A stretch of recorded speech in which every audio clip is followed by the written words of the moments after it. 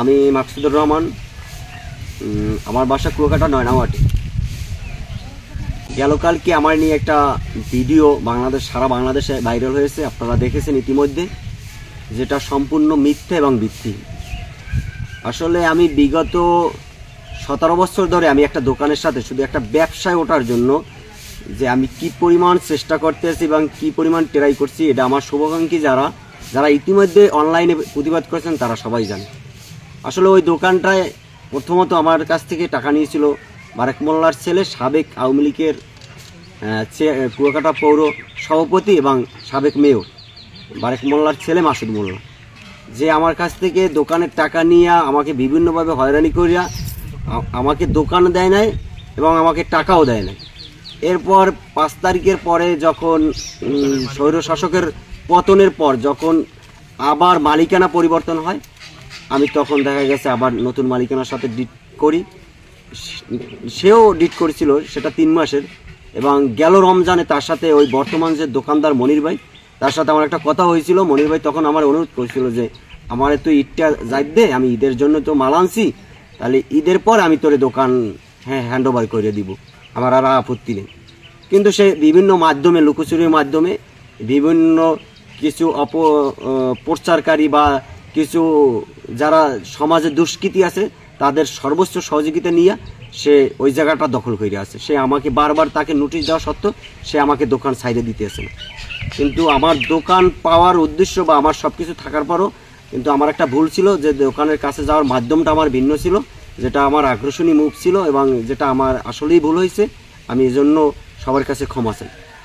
আর সর্বোপরি আমি এতটাই যে নিজের কাছে নিজে একদম ভেঙে পড়ছি যে আমার নিজের সামাজিক পারিবারিকভাবে আমি অনেক ক্ষতিগ্রস্ত হয়েছি, যেটা এই কারণে যে আমি অনেকগুলো ঋণগ্রস্ত হয়েছি।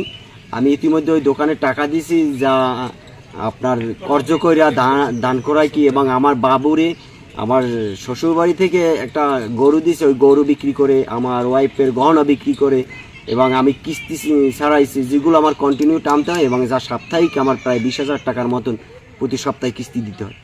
মানে এতটা আমি নিজেকে এতটা ভিতরে যাইতেছি, মানসিক নির্যাতনের ভিতরে।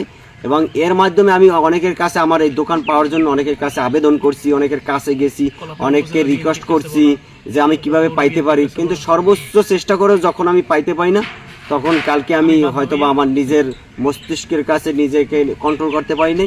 নিজে একটা কাজ করছি যেটা অন্যায়, এবং যার জন্য আমি সবার কাছে ক্ষমা চাইতেছি।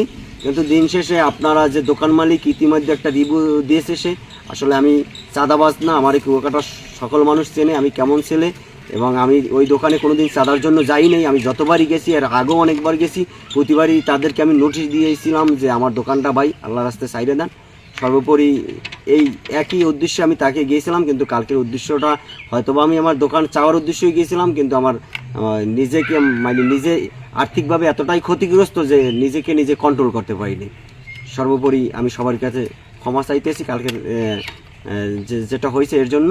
কিন্তু আসল উদ্দেশ্য যে আমাকে পটুয়াখালী নিউজ বা খবর পটুয়াখালী যে আমাকে যেভাবে ঢালাওভাবে প্রচার করছে আমি 2 লাখ টাকা চাঁদার উদ্দেশ্যে, আসলে একটা মানুষের উচিত ছিল নিউজ এমন একটা বিশ্বস্ত প্রতিষ্ঠান হওয়া উচিত যে এক পক্ষের কথা না, 2 পক্ষের কথা শূন্য এবং উপস্থিত জায়গায় আসিয়া সত্যতা যাচাই করিয়া 10 জনের আরও যারা সাধারণ মানুষ আছে 10 জনের সাক্ষাৎ নিয়ে ওইটা তারা প্রচার করা উচিত ছিল। আমি মিডিয়া ভাই যারা আছেন, আমি সবসময় এইটাই চাই যেটা সত্যতা ওইটা যাচাই করিয়া তারপর আপনারা একটা নিউজ করেন, একটা দলের ভাবমূর্তি নষ্ট না করেন।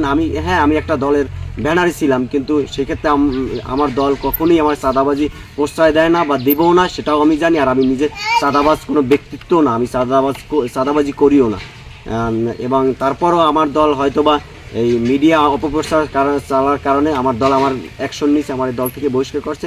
তার জন্য আমি মন খারাপ করি না, কিন্তু একটা দিক থেকে যে আসলে আমি একটা মিথ্যা প্রচারে জর্জরিত হইয়া টোটাল বাংলাদেশ আমাকে যতটুকু জনসাধারণ যে আমার সম্পর্কে ব্যক্তিত্ব আমি কিবিল চেনেন না, দূর থেকে যে দেখছেন।